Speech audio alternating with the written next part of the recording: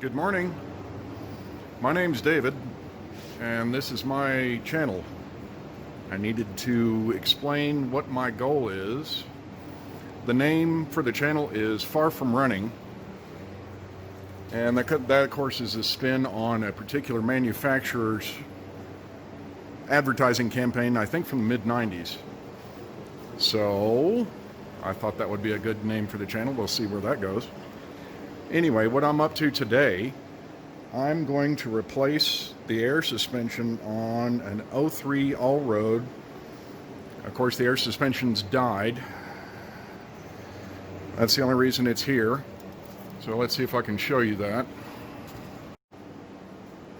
So here it is, all in its broken down glory. Of course, the owner can't complain too much. 225,000 miles. And overall, it's been a good car, but these cars do not like to ride on their axles for some reason. I mean, that's... And of course, you're riding around like a Tejano with broken and cut springs, so it's not pleasant. Anyway, we're going to convert this car to a static, non-adjustable suspension. These cars break because over time, obviously, you've got airlines running around everywhere, and those can break. The struts themselves can fail, and worst of all, the computer, the module that runs everything, can die, and that will obviously, once that's dead, you're done. And of course, that's the most expensive part. Last I knew, they were about $1,200. So considering the car's worth, $2,500, you're not going to spend $1,200 to keep the suspension afloat. That doesn't make sense. So we're going to put this static suspension on here and make it a good car again, or at least 2/3 of what it was. A lot more than what it is now. So anyway, let me show you the parts that we're going to put on it. Okay, so here's one of each of the replacement struts and springs. As you can see, it does away with the airbags completely. That's the point.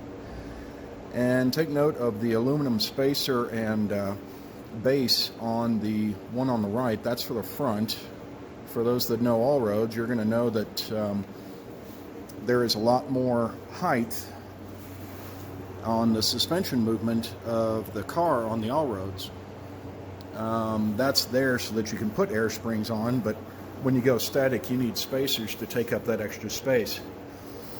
Pretty sure these actually just come from a normal sedan, and they put the spacers on there so it's spaced appropriately and has the right ride height. Just looking at these, I'm fairly impressed the way they look, but for the price, I'm sure they were Chinese. These are not my choice. These are the customer's choice. We do what the customer wants us to do, right? So we shall see how this goes. Okay, on the rear, these are pretty straightforward. I've got the fender liner out, and that took 12 of the Torx T25 and then one little 10 mil, if you can see that, if it'll focus. Oh, there we go. And so once you get the fender liner out, you actually didn't really have to remove it. I had forgotten. It's been a little while since I've done this job. Anyway, you've got one, I believe 13 on either end here. And then you've got an 18 that I've kindly hidden. An 18 nut and bolt holding the base of the shock. Not forgetting the 10 mil air line that's connected that I've put back over here. It's got a nice little place where you can tuck the line back up in case somebody's going to get wild enough to put the air suspension back on. So anyway, and that's all it takes to get the sucker off. If I remember right, I had to use some sort of support underneath the thing to lift up the arm to get everything fastened, but I'll show you that here in just a second. Alright, I got the rear almost out.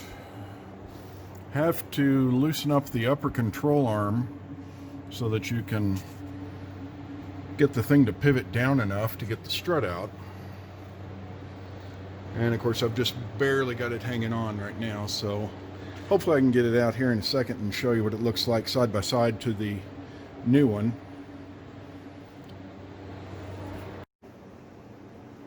Alright, so that's the comparison between the two.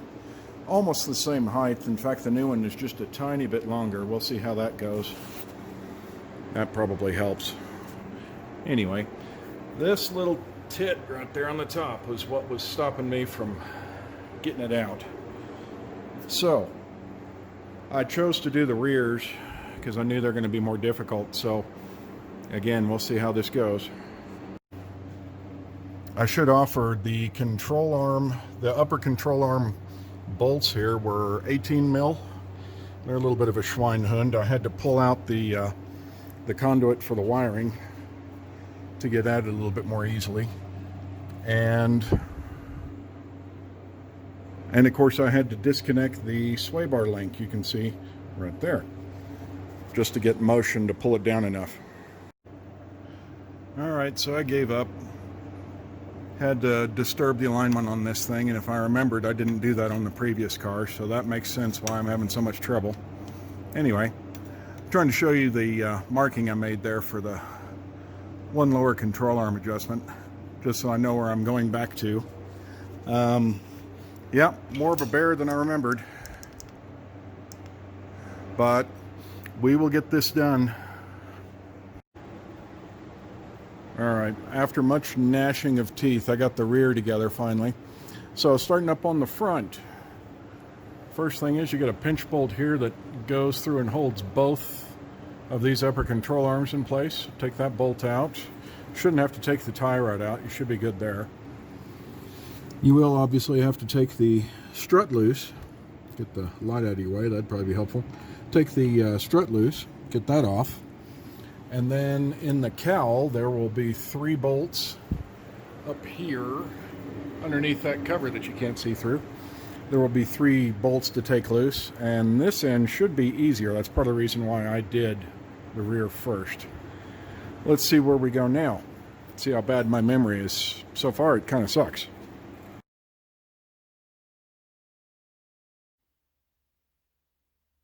Okay, got all that car together. The rear struts were a lot more difficult because obviously I had to remove the upper control arm and the back to get them in easily, and even then I had to pry them in pretty hard. Not a lot of fun back there. The fronts were really easy. Not that many tools required. I tried to list them off. I know I didn't do a very good job. They will be better lists next time. So anyway, hopefully you have some idea of how difficult this kit is to install. Not terribly. Now I'm sitting in my, by the way, I'm sitting in my own Allroad. So if you're wondering why it looks a little different, there's a reason.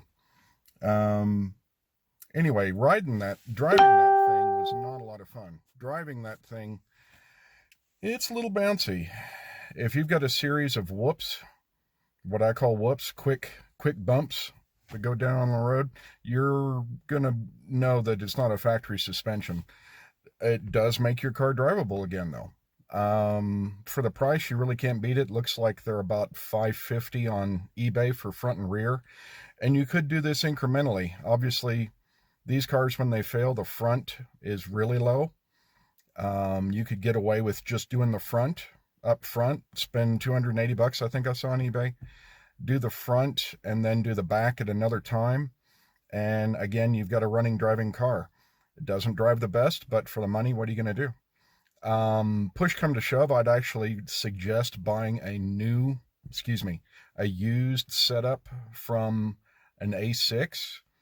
If you could get the complete uprights, the spindles that hold the hubs, if you could get complete suspension from an A6 for cheap, used, I'd go that direction. And then you do away with the reason why it's so difficult to convert these things. That, and you probably retain some of the ride quality. But, you know, to each their own. You may not be able to find it, and if that's the case, then this would be a good alternative. So, the Suncore kit is not ridiculously bad. It does make your car run again. Could be a little bit expensive in comparison to a used set, but it depends on the availability. So, audisforparts.com is a very good source for used kits. So keep an eye there if you're interested in going that direction. And feel free to ask any questions. I recognize this video is not the best, but they will get better. Anyway, have a good day and feel free to contact me. Thank you.